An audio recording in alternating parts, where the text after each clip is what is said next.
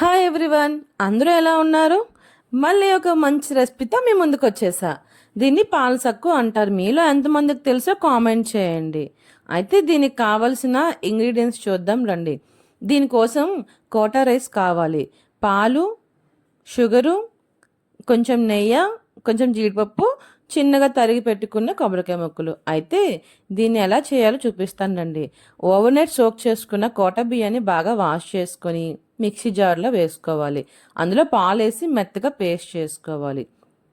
చేసుకున్న తర్వాత మనం దేంట్లో అయితే దాన్ని ఉడికించాలనుకుంటున్నామో చాలా మందంగా ఉన్న బాండీని వేసుకొని అందులోనే మనం పేస్ట్ చేసుకున్న ఆ బియ్యంని వేసుకొని పాలు, షుగరు, కొబ్బరికాయ ముక్కలు, జీడిపప్పు ముక్కలు మొత్తం అన్నీ కూడా దాంట్లో వేసి కలిపేసుకోవాలి.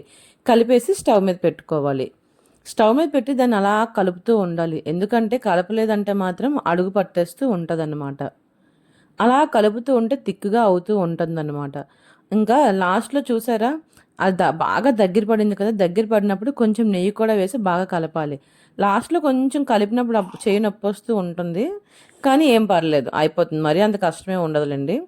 నెయ్యి వేసుకొని బాగా కలుపుకొని పక్కన పెట్టుకోవాలి. సారీ, అయితే దీనికి నేను కొలతలు చెప్పడం మర్చిపోయాను. ఒక గ్లాస్ కోట బియ్యానికి 2 గ్లాసులు పాలు, 1 గ్లాస్ పంచదార వేయాలి.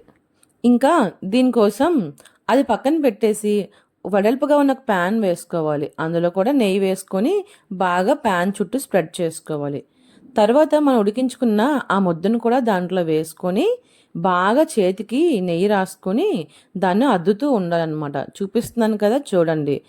చూపించిన ప్రాసెస్లో మీరు కూడా చేయండి.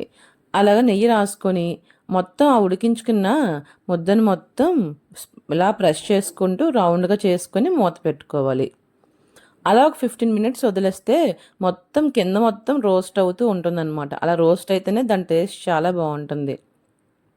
ఇంకా మన పాలసక్కు రెడీ అయిపోయినట్టే. ఇంకా దాన్ని సర్వింగ్ ప్లేట్లోకి తీసుకొని ముక్కల్లా కట్ చేసుకొని తినడమే. అయితే ఈ వీడియో మీకు నచ్చింది అనుకుంటున్నాను. నచ్చితే ఒక లైక్ ఇచ్చేసేయండి. నా ఛానల్ని సబ్స్క్రైబ్ చేయండి. Bye bye.